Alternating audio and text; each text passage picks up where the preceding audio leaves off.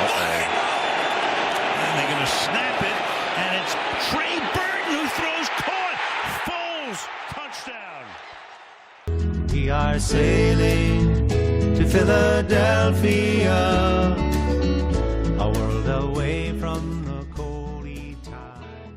The Super Bowl has already long passed, though the memory is still fresh of the spectacle that went down in Minneapolis this year.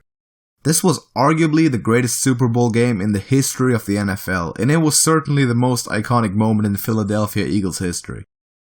As you know, I'm going to break down the Philly special in this video. I'll tell you exactly what made this play work and what it told me about Nick Foles.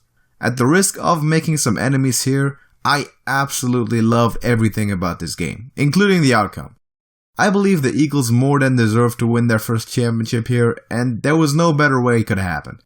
Taking down the highly favored Patriots with a backup QB in such a dramatic fashion is the best underdog story since Rocky, and all this happening to Philly has some unmatched, almost poetic beauty to it.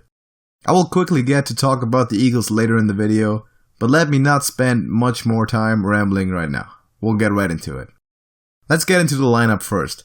The formation that the Eagles are in is called a gun bunch offset wing left. These three guys from the bunch set with tight end Zach Ertz in a wing alignment offset off of the left tackle. Nick Foles is in a gun with Corey Clement, the running back, on his right side.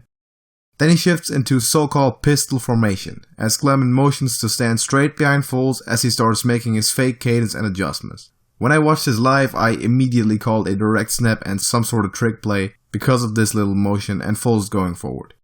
This is often a telltale sign for defenses to be ready for everything. The snap goes to Clement, who flips it back to Trey Burton on the reverse.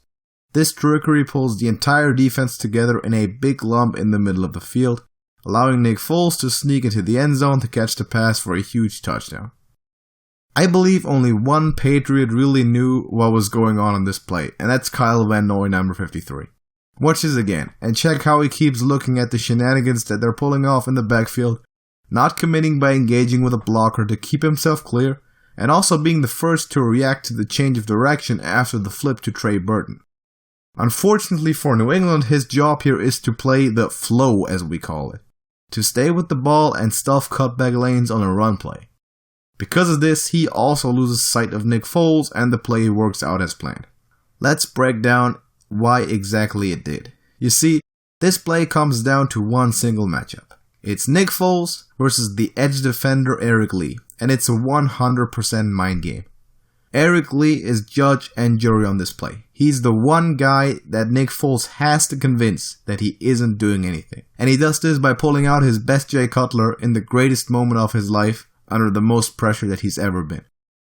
I normally highlight people for doing extraordinary things that aren't immediately obvious, but in this case the hardest part lies in the lack of doing a thing that is immediately obvious.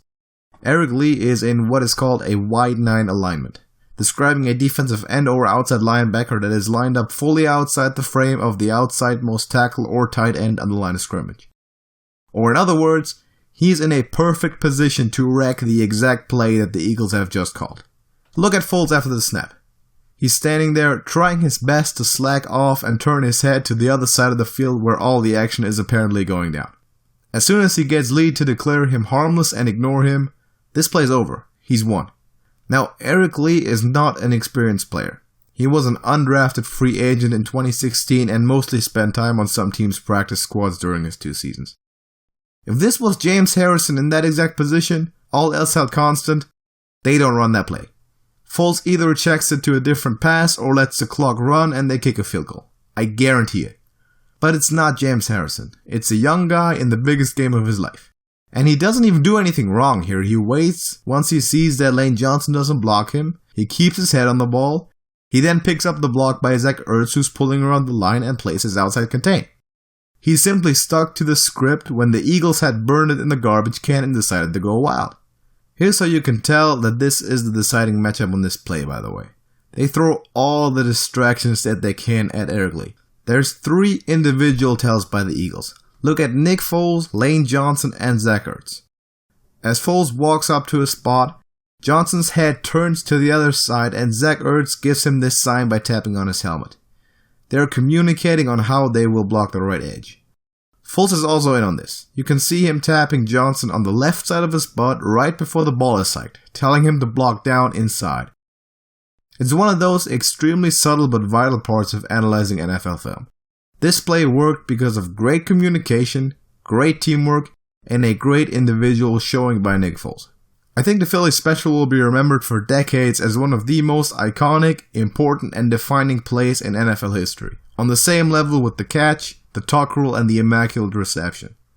Now, let me get to one more point before I'm done, because the question will come up anyway and I'll answer it right now. Do I think the Eagles can repeat as Super Bowl champions? And the answer is yes. I think they can, and I don't see why they wouldn't. If I had to make the pick right now and lock it in for next season, Philly's my favorite to take it all again. The Rams and the Vikings are likely the biggest hurdle in the NFC this season, while teams like the 49ers and the Bears might need another year to really contend for Super Bowls. Speaking of the 49ers, I covered their bright future known as Jimmy Garoppolo in a previous video, so have a look at why he's next level QB already if you're interested. You can also find an analysis on Sam Darnold and my not so great opinion on Baker Mayfield on this channel. The requested video about the Rams and 49ers upcoming rivalry is in production and will be released before the NFL season starts. And on that note, I always appreciate ideas for what you want to see covered in the future, as well as a like on the video and a subscription to my channel. On top of that, feel free to follow me on Twitter at AlexIsHilarious. All the links you could ever need are in the description of this video. That concludes my look at and beyond football today. Thank you for watching and sharing the video, and I'll see you next time.